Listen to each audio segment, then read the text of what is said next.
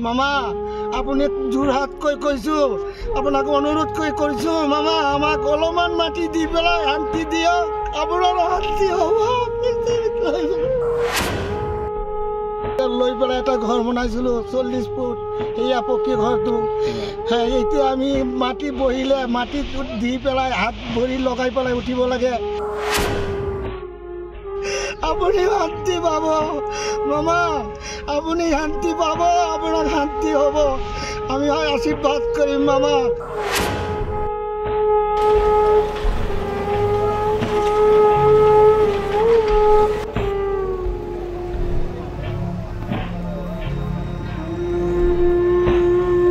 লৈ পেলাই এটা ঘৰ বনাইছিলো 40 ফুট এয়া পকী ঘৰটো এতিয়া আমি মাটি বহিলে মাটি দি পেলাই হাত ভৰি লগাই পেলাই উঠিব লাগে মামা আপুনি যোৰহাট কৈ কৈছো আপোনাক অনুৰোধ কৰিছো মামা আমাক অলপমান মাটি দি পেলাই শান্তি দিয়ক আপোনাৰ শান্তি হ'ব আপুনি শান্তি পাব মামা আপুনি শান্তি পাব আপোনাৰ শান্তি হ'ব আমি আশীৰ্বাদ কৰিম মামা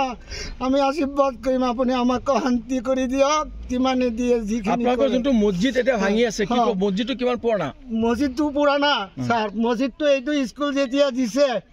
সেই মছজিদটো স্কুলৰ আগত আমি বনাইছিলোঁ বনাই পেলাই ইমান পকী বনাও নাই মিছা কথা নকওঁ যে আগত যেনে তেনে টিং পাত দি নাৰা চাৰা দি পেলাই ঘৰ বনাই নমাজ পঢ়িছোঁ এতিয়া ইমানখিনি মানুহ ক'ত নমাজ পঢ়িম ক'ত যাম সেইকাৰণে এটা পাঞ্জাখানা বনাইছিলোঁ আৰু মছজিদটো কিমান দিন আগত নিৰ্মাণ কৰিছিলে ইয়াত ধৰক আজি বহুত 40-30-35 বছৰৰ আগত হৈছে আমি ইয়াত আহালৈকে এইটো পাঞ্জাখানা বনাই লৈছোঁ তেতিয়া আমি বনাইছোঁ যে মছজিদ নাই জুম্বাৰ নমাজ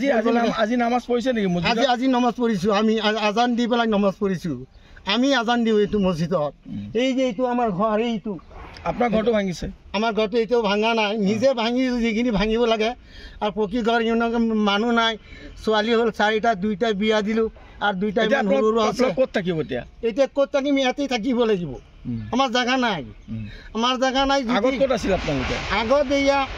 মোৰ বাবাৰ পৰা ভাই ককাই বহুত ওলাইছিলোঁ অলপ অলপ মাটি কেচকাল হয় কাৰণে বাদে ইয়াৰ পৰা গুচি আহিলোঁ এইখিনিত আহিছোঁ আপোনালোকে বস্তুখিনি ভাঙি লৈ গ'ল আপোনালোকে বস্তুকেইটা লৈ গৈছোঁ বেলেগ লোকৰ ঘৰত নি থৈছোঁ কাঠ টিং পাত লোকৰ ঘৰত নি থৈছোঁ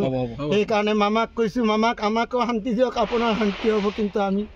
যি কৰিছোঁ যিমানেই হওক আপুনি এটা কথাই শান্তি কৰি পেলাই আমাক দিয়ক যিমানে মাটি দিয়ে যিনফালে দিয়ে আমাক দিয়ক শান্তি দিয়ক মামা